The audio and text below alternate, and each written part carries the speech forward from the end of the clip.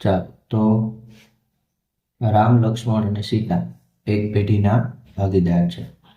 1/4/2016 ના રોજ મૂડી અનુક્રમે 40,000, 30,000 ને 80,000 હતી અને વર્ષના અંતે નફાની વહેંચણી કર્યા પછી માલુમ પડ્યું કે મૂડી પર 12% વ્યાજ ગણવાનું રહી ગયું.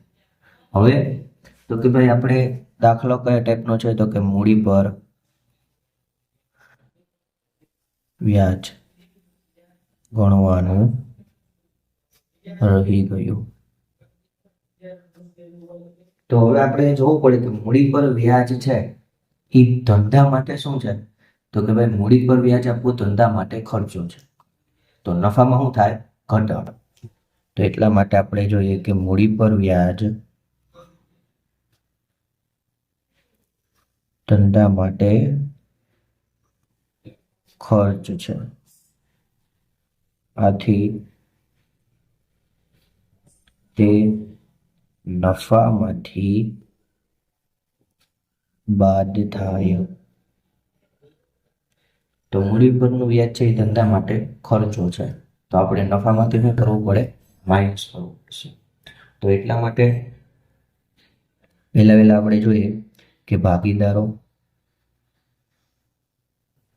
કોણ કોણ છે, તો કે રામ, લક્ષ્મણ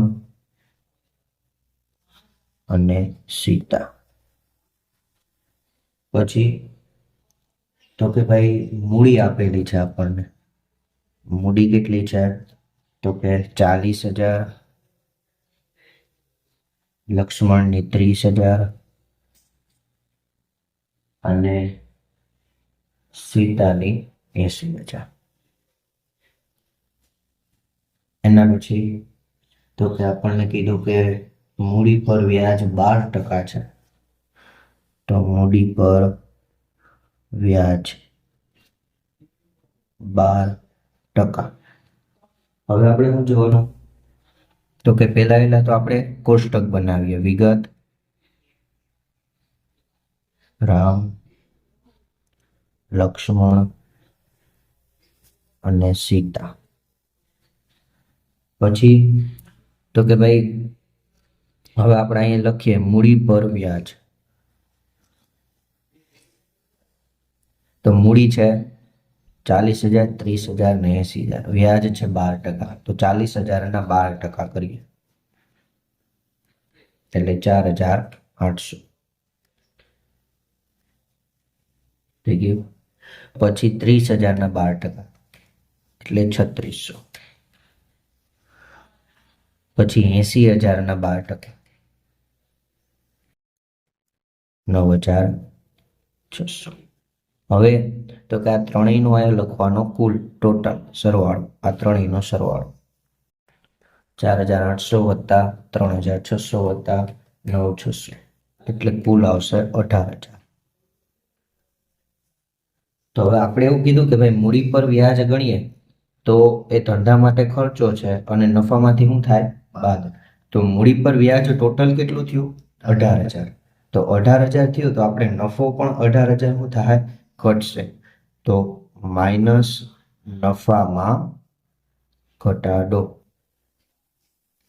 હવે નફામાં ઘટાડો થયો તો એ ઘટાડો કયા પ્રમાણે થાય? તો કે આપણા દાખલામાં ક્યાંય આપણને નફા નુકસાનનું પ્રમાણ આપ્યું નથી. તો જ્યારે નફા નુકસાનનું પ્રમાણ ન હોય તો કયા હિસ્સે થાય? તો કે સરખે હિસ્સે, એટલે 1/1/1. તો 18,000 છે એને ભાગ્યા 3.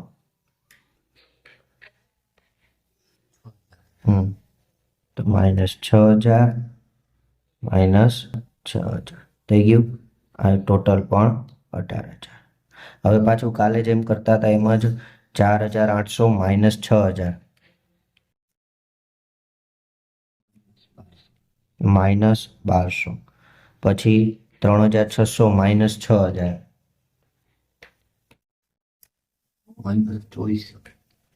અને 9,600 -6,000 થઈ ગયું. હવે આ તફાવતનું આપણે કંઈ કામ નથી, કુલનું. અને આ છે તફાવતની રકમ. તો તો હવે રામના કેટલા આવ્યા તો કે -1200, લક્ષ્મણના -2400, સીતાના 3600, જો આ બેનો સરવાળો 1200 અને 2400 3600 થઈ ગયા. માઇનસ આવે એ ઉધાર અને પ્લસ આવે એ જમા. કમ્પ્લીટ. રેડી. તો હવે આપણે શું કરીએ તો કે ભૂલ સુધારણા નોંધ કરીએ. ભૂલ સુધારણા નોંધ. તો ભૂલ સુધારણા નોંધ માટે તારીખ, વિગત, ખાપા, ઉધાર અને જમા. તો આપણે તારીખની અંદર ક્રમ લખીએ. પેલો આપણે શું જોવાનું છે કે ઉધાર છે રામ અને લક્ષ્મણ. તો રામના મૂડી ખાતે ઉધાર કેટલા આવશે તો કે 1200. લક્ષ્મણના મૂડી ખાતે ઉધાર કેટલા આવશે 2400.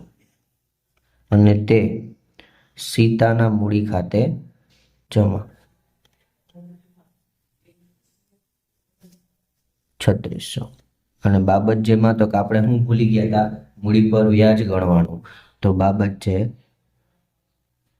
મૂડી પર વ્યાજ ની નોંધ કરી તેના. થઈ ગયું કમ્પ્લીટ. આવી રીતે થાય. દાખલો કયો હતો તો કે ભાઈ મૂડી પર વ્યાજ ગણવાનું રહી ગયું હોય તે.